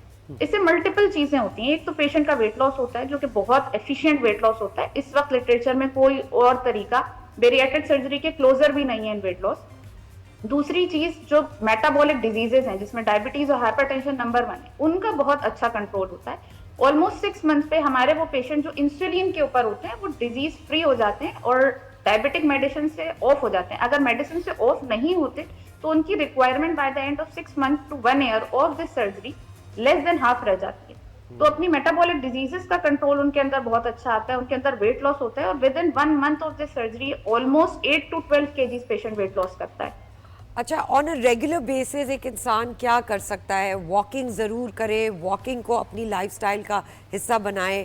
होता है 7000 स्टेप्स ले लिए, तो जो ज़ईफ़ हैं, जो जवान हैं, उन सब के लिए बिल्कुल। देखिए, जो ओबेसिटी की ट्रीटमेंट है ना, इट्स एन होलिस्टिक अप्रोच। ये किसी एक डोमेन में नहीं आता है। आपने बिल्कुल सही कहा। इसके अंदर हमारे पास लाइफस्टाइल मॉडिफिकेशन बहुत ज्यादा इंपॉर्टेंट है, एक्सरसाइज बहुत ज्यादा इंपॉर्टेंट है, डाइटरी मॉडिफिकेशंस बहुत ज्यादा इंपॉर्टेंट है। Surgery is a part of management of obesity, but it's not solely responsible or the only solution to it. तो ऑफ कोर्स अगर हम डाइटरी हैबिट्स अपने ठीक करें, सबसे इंपॉर्टेंट जिसके अंदर है कि हम लोग जो भी चीज ले रहे हैं, इवन हम जो वेजिटेबल्स ले रहे होते हैं, हम उसको इतना पका लेते हैं, भून के खाना, भून के खाना, ये तो हमारी रिवायत है। उसकी वैल्यू खत्म हो जाती है। उसके जो सारा एसेंस है वो हम निकाल देते हैं और उसके बाद whatever we are taking is pure husk. सिर्फ फाइबर उसका जा रहा है, that is again bad fibre. सिर्फ कार्बोहाइड्रेट्स जा रहे हैं, तो this is not good. Again बिल्कुल फिजिकल एक्टिविटी नहीं है उसमें। मैं सिर्फ अपने आप को नहीं बोलूंगी, सोसाइटी के अंदर भी प्रॉब्लम है। हमारे पास अच्छे पार्क्स नहीं है, लाइफस्टाइल हम एवरेज बच्चों के अंदर एक्सरसाइज को या जिम करने फिजिकल को, एक्टिविटीज को प्रमोट नहीं करते हैं। जी, डॉक्टर फरिया अशरफ, आपका बहुत बहुत शुक्रिया, आपने हमें वक्त दिया और इतनी अच्छी इंसाइट दी ओबेसिटी को लेके। यही बात है कि अपनी न्यूट्रिशन वैल्यूज अच्छी रखें और लाइफस्टाइल को चेंज करें। एक छोटी सी ब्रेक पे जाएंगे, लेकिन ब्रेक के बाद हमें ज्वाइन करेंगी Faria Altaf. She doesn't need an introduction. तो वापस आइए, बड़ी इंटरेस्टिंग गुफ्तगू होगी।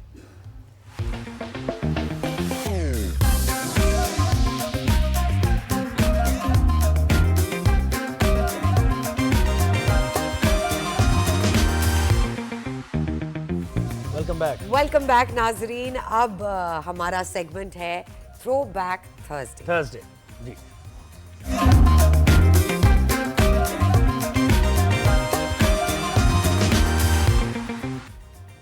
जी, तो हमारी फैशन इंडस्ट्री हो गई, एक्टिंग भी हो गई, इन सारी चीज़ों की कल्पनेशन एक खातून के अंदर पाई जाती है। बहुत सारे brands related, fashion shows related, मतलब यू नेम इट। हमारे अवार्ड शोज कराए, कैटवॉक एजेंसी है, वन एंड ओनली। फैशन को पाकिस्तान में मुतारिफ कराने वाली जो शख्सियत है उनमें से एक उनका नाम। बिल्कुल, one of the first few is our guest today, the one and only Priya Altaf. Thank you. Hello. Thank you so much. अस्सलाम वालेकुम प्रिया, थैंक यू सो मच। आप आई, आप वीकडेज पे नहीं उठती हैं और हमारे शो के लिए आई हैं। आपको भाई एक पैकेज हमने तैयार किया ना पहले, वो जरा दिखाते हैं। प्रिया अल्ताफ के ऊपर जी हमने एक पैकेज बनाया है, देखते हैं क्या कहता है वो पैकेज।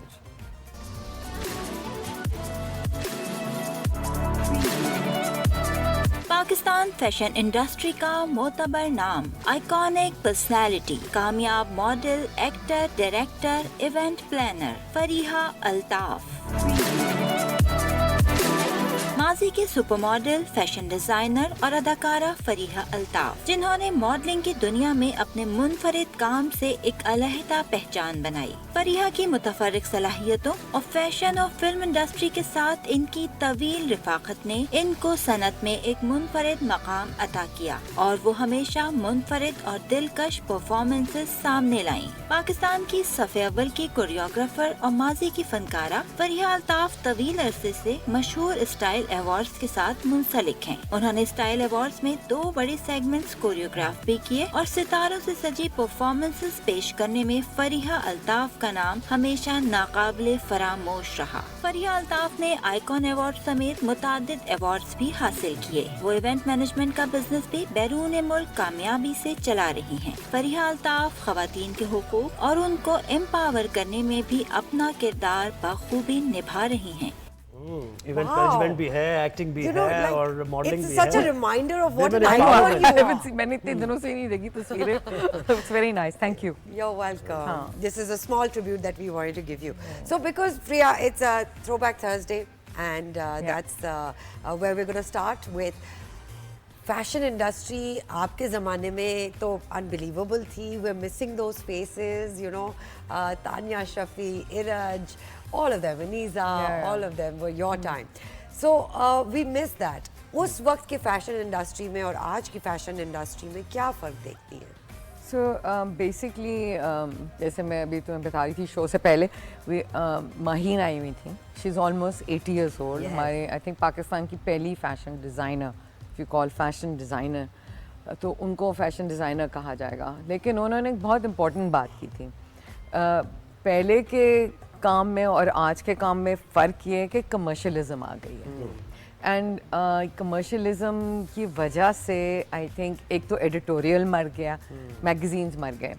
तो एडिटोरियल और क्यूरेशन जिसको कहते हैं कि अगर एक आर्ट गैलरी में भी एक आर्टिस्ट आता है तो हर एक को नहीं लगाया जाता, सिलेक्ट किया जाता है. हाँ, तो क्यूरेशन होती थी फैशन वीक्स की वजह से, जो कि अब मेरे ख्याल में 5 साल हो गए हैं कोई फैशन वीक्स नहीं हुए. क्यों नहीं हो रहे फिर? आई थिंक एक तो मेरे ख्याल में एक बहुत बड़ी प्रॉब्लम है, और सिर्फ फैशन इंडस्ट्री में नहीं है, मुल्क में भी ये प्रॉब्लम है यूनिटी की. राइट, यू नो, हम लोग यूनिफाइड नहीं है. वो लाहौर कराची की बात, Lahore Karachi and with in Karachi also, with in Karachi. लेकिन मैं वैसे भी कह रही हूँ पाकिस्तान, यू नो, यूनिटी बहुत जरूरी है. इकोनॉमिक सिचुएशन पाकिस्तान की और सारी चीजें सब तो हम लोगों में भी यू नो अभी भी हम फर्क करते हैं. पंजाबी, सिंधी, बलोची, पाकिस्तानी होना एक बहुत बड़ी चीज़ है, and we have to be unified. तो आई थिंक इंडस्ट्री में भी, क्योंकि फैशन इंडस्ट्री वैसे भी आई थिंक एक कहते हैं ना स्टेरियोटाइप है कि वो यूनिटी बहुत कम होती है, ईगोज बहुत बड़े होते हैं. सो आई थिंक वो उसकी वजह से, हालांकि मुझे कभी प्रॉब्लम नहीं हुई. We've always seen you accommodate I work with everyone. मैं सबके साथ काम करती हूँ, और आई थिंक बिकॉज मैं डिज़ाइनर नहीं बनी. मैं हमेशा शो डायरेक्टर बनी. मैंने शोज़ किए, इवेंट्स किए, तो मैं हमेशा उनको शोकेस कर रही होती थी, उनको डायरेक्ट कर रही होती थी. तो फिर आप क्या समझते हैं कि ये जैसे उस वक्त सोशल मीडिया भी नहीं था और बड़ा मुश्किल था, आप कोई अगर कहीं आप ऑर्गेनाइज कर रहे हैं इवेंट तो लोगों तक पहुंचाना. अब सोशल मीडिया के आने से आप समझते हैं फैशन मासेस तक पहुंच चुका है और लोग खुद भी सीखते हैं इंटरनेशनली, जो कुछ भी हो रहा होता है देख के खुद अडॉप्ट कर लेते हैं, तो ज़रूरत भी कुछ कम हो गई है, ज़्यादा हो गई? आप गलत कह रहे हैं. सो 1993 में आई थिंक मैंने पहला शो किया था एक और चैनल पे, हमारा जो नेशनल चैनल था उसे वेग ही चैनल था. तो उस वक्त was the first time actually fashion masses पे गया. उससे पहले सिर्फ इलीट लोगों के लिए था, कि वो ये अफोर्ड कर सकते हैं. सवाए लॉन के, लॉन भी बनाई जाती थी, मैसेस के लिए नहीं बनाई जाती थी, लेकिन एक चीज़ थी, डिज़ाइनर लॉन नहीं थी उस वक्त, सिर्फ लॉन थी. बिल्कुल. तो आई थिंक फैशन की ज़रूरत नहीं थी, हालांकि थे रोटी कपड़ा और मकान, लेकिन फैशन की इतनी ज़रूरत नहीं थी और मैसेज को पता भी नहीं था कि ये होता क्या है. राइट. सो आई रिमेंबर कि अभी भी जब मैं जाती थी कहीं कहते थे मॉडल गर्ल. मैं model girl, what is a model girl? Model मेरा मजाक बन गया था, model girl from model town. I mean पता नहीं था ना लोगों को, और अच्छा भी नहीं समझा जाता था, यू नो, इसको they used to look down on it. तो फिर जब फैशन इंडस्ट्री इमर्ज की 80s के अंदर, एक्चुअली जब मैं वापस आई पढ़ के, तो एक मैंने देखा एकदम से Pakistan was emerging in many ways. Boy bands like you know जुनून एंड वाइटल साइंस, एकदम से एक इमर्जेंस हो रही थी कल्चर की. और उस वक्त हो रही थी जब ज़ियाउल हक का एरा था, जब सर पे दुपट्टा पहन के आपको बैठना. तो आई थिंक एक रिबेलियन चल रहा था यूथ के साथ, जो कि म्यूजिक और फैशन और इन चीज़ों में, I remember TJs was so big. Exactly, culturally हम लोग पुश कर रहे थे चीज़ों को. सो उस वक्त जब एक कोई नई चीज़ आती है उसमें एक्साइटमेंट बहुत होती है और इंटरेस्ट बहुत होता है, लेकिन अगेन एक इंडस्ट्री बनाने के लिए, जो अभी भी मैं कहती हूँ, fashion is not an industry, not yet, yes, still not yet. तो हमारे पास टेक्सटाइल बहुत था, टेक्सटाइल मिल्स भी थी, लेकिन डिज़ाइनर नहीं थे। यहाँ तक कि मैंने जब काम किया तो मैं यही देखती थी कि ये हमारे डिज़ाइंस इस लेवल से ऊपर ही नहीं जाते कि टॉमी हिलफिगर और हम लीवाइस के लिए हमारी फैक्ट्रीज चीज़ें बना रही होती हैं, हालांकि हमारे पास अपने डिज़ाइनर्स बैठे हैं जो कि उसको एक और लेवल पे ले जा सकते हैं। तो आई थिंक फैशन वीक्स की बहुत ज़रूरत थी, और वो अच्छे खासे चले। कहाँ गए फैशन वीक्स एक जमाने में? I mean it used to be such a great because and we would because the eyeballs stopped. Eyeballs अब अभी अगर आप देखो, सो व्हाट इज एंटरटेनमेंट में, कल्चर में आपको सबसे बड़ी चीज़ जो ऑडियंस मिलती है, whether it's on a channel or social media, what is it? It's dramas. बिल्कुल ऐसे। Am I right? बट आपको लगता है कि bloggers, because a lot of our bloggers are not really, you know, They're not they haven't educated. studied They haven't how to do this. तो उनकी वजह से भी, because it's only There's criticism. no editorial. criticism. Editorial बहुत important चीज़ है। So हमारे जो magazines हैं वो अब सोशल मीडिया पे आ गए हैं, लेकिन वो कोई भी आप 10,000, 5,000, 15,000, 25,000 दे के कुछ भी प्रिंट करवा सकता है।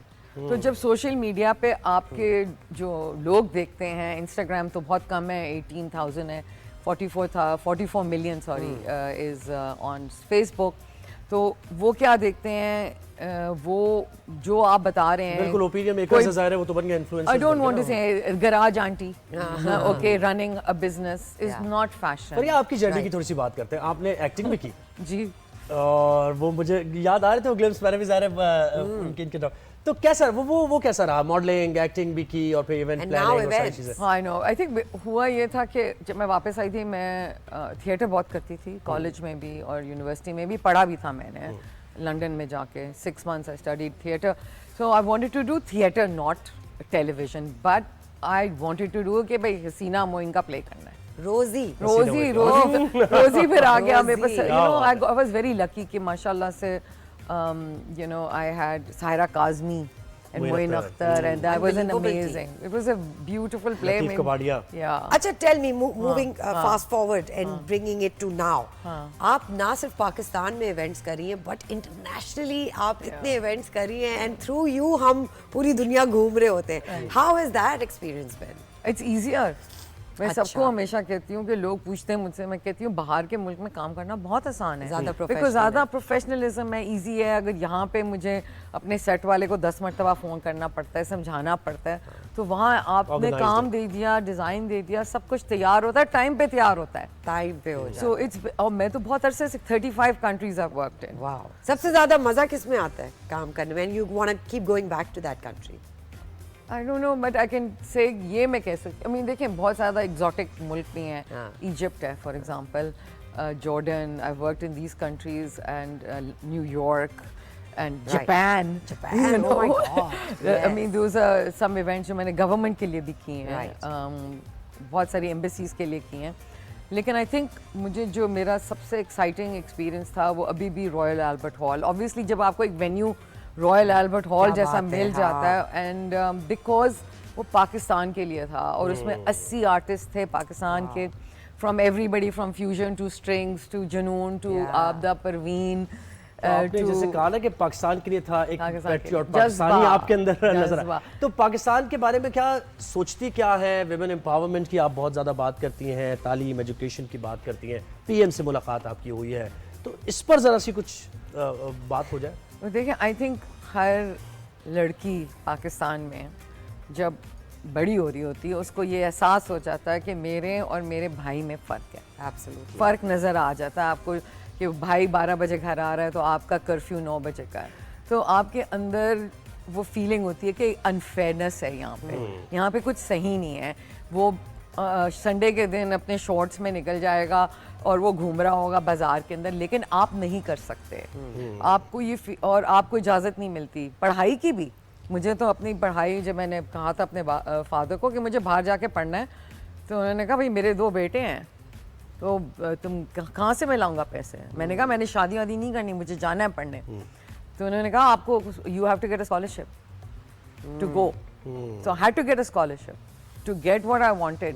लेकिन ये चीज़ आपको एहसास होता है ना, और फिर मुझे मास्टर्स डिग्री के लिए आईवी लीग यूनिवर्सिटी ने सेलेक्ट किया और मुझे कुछ स्कॉलरशिप मिली मगर पूरी नहीं मिली, मगर उस वक्त मेरा भाई जा रहा था पढ़ने, राइट, तो उसको प्रेफरेंस दी गई ओवर मी। रिबेलियन वो जो, हाँ। एक रिबेलियन नहीं, एक अनफेयरनेस है कि भाई मैं तो हमेशा कहूँगी अपनी लड़कियों को पढ़ाओ खुदा के लिए, उनको अपने पैरों पे खड़ा करो, उनका ये नहीं सोचो कि शादी होगी, उनको पहले कुछ बना दो, वो अपने पैरों पे खड़े हो जाएं, वो इंडिपेंडेंट हो जाएं। Okay, tell me, prime minister से आपकी मुलाकात हुई, not just on women empowerment, you spoke about so many issues. किन उमूर पे तबादला ख्याल किया? आई थिंक सरवत भी मेरे साथ थी, तो आई थिंक मेरे लिए ना, एक तो I stay away from politics बिल्कुल ही उस हद तक, जब obviously I am a very patriotic person, ये हमने भी देखा है, I love Pakistan, I want to be here, कुछ भी हो जाए, मैंने तो जब से देखा है पाकिस्तान ऐसे ही चल रहा है। लेकिन ये कि आप कंप्लेन क्यों कर रहे हैं सारा वक्त, हम कंप्लेन ही करते रहते हैं, कुछ करते ही नहीं है। तो हर इंसान एक सिविलियन लेवल पे काम कर सकता है। अगर मेरी एक आवाज़ है और मेरी छोटी मोटी फॉलोइंग है, या मैं इवेंट्स करती हूँ या PR करती हूँ, कुछ भी करती हूँ, मैं उसमें अपने मुल्क को एम्पावर कर सकती हूँ, अपनी औरतों को, उन बच्चों को, मर्दों को भी। सिर्फ ये औरतों की बात नहीं है, मर्दों को भी एम्पावर करें ना। मैंने अपने बच्चों को जिस तरह रेस किया है, तो ये बड़ी इंपॉर्टेंट चीज़ें। और अगर आप आके ये बातें नहीं करेंगे या कुछ करेंगे नहीं, तो अगर मुझे गवर्नमेंट बुलाएगी और मुझसे पूछेगी कि आप जैसे चंद अच्छे सेलिब्रिटीज भी हों, क्योंकि उनकी आवाज़ें ज़्यादा हैं। Sarwat has a voice and obviously there Ayma Baig थी हमारे साथ, and Ayesha Umar, all very empowered women, and then empowered man also. Ali Rahman was, दबाया नहीं जा रहा। हाँ, किसको? आवाज़ों को कभी किसी को दबा ही नहीं सकते। जितना दबाओगे उतना ज्यादा। मैं कहती हूँ जो चीज़ बैन होती है वो और फेमस हो जाती है, और फेमस हो जाती है। सो आई थिंक जब आपको अपॉर्चुनिटी मिले, अगर आप एपॉलिटिकल रहें और अच्छे काम करने की अपॉर्चुनिटी मिले, एजुकेशन पे बात करें। स्टूडेंट्स के बारे में क्या सोचती हैं आप? स्टूडेंट्स जो आज की आवाज़ है, उनका क्या हाल है? आपने I think 67% of your nation is under 28 years of age. Yes. क्या समझ रही है?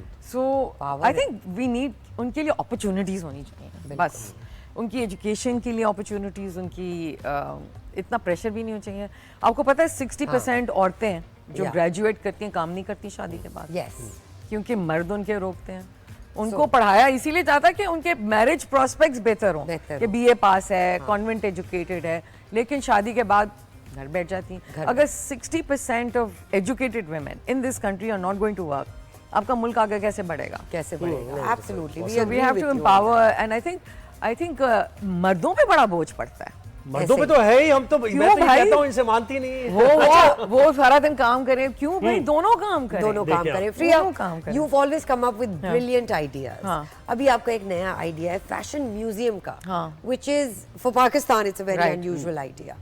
उसके बारे में बताएं। बड़ा मुश्किल काम है। वो कहते हैं ना, कभी कभी छलांग मारता है पानी में, फिर स्विमिंग सीखता है। तो मैंने छलांग मार दी, and then I went and started doing the research. और जब मैंने रिसर्च की, शर्मीन उबैद से बात की, she is citizen archive foundation, तो उनको 15 साल लगे म्यूजियम बनाने में। तो ये एक बहुत बड़ा प्रोजेक्ट है। It's not going to happen कि एकदम से मैं उठूंगी और कल हो जाएगा। क्या चाहिए आपको हमारी तरफ से गवर्नमेंट लेवल पे? पहले तो जगह चाहिए, जगह चाहिए और थोड़ी फ्रीडम चाहिए। फैशन को थोड़ी फ्रीडम चाहिए होती है, क्रिएटिविटी है। हाँ, क्रिएटिविटी है। मेरे पास जगह है बाय द वे, बट मैंने अभी कंफर्म इसलिए नहीं किया क्योंकि मुझे थोड़ा सा डर लग रहा था कि वो एक बहुत पब्लिक स्पेस है और हमारी सोच जो है वो थोोड़ी सी कम है, तो हम उसको जब तक बहुत से अभी इश्यूज जिन पे बात करनी है आपसे थी, और मजीद भी आपको कभी हम कोशिश करेंगे अगर फिर से आ सके तो जरूर हम बुलाएंगे। तो शो का वक्त खत्म होता है, कल आपसे मुलाकात होगी। राइज एंड शाइन देखते रहिए, फीडबैक देते रहिएगा। See you tomorrow.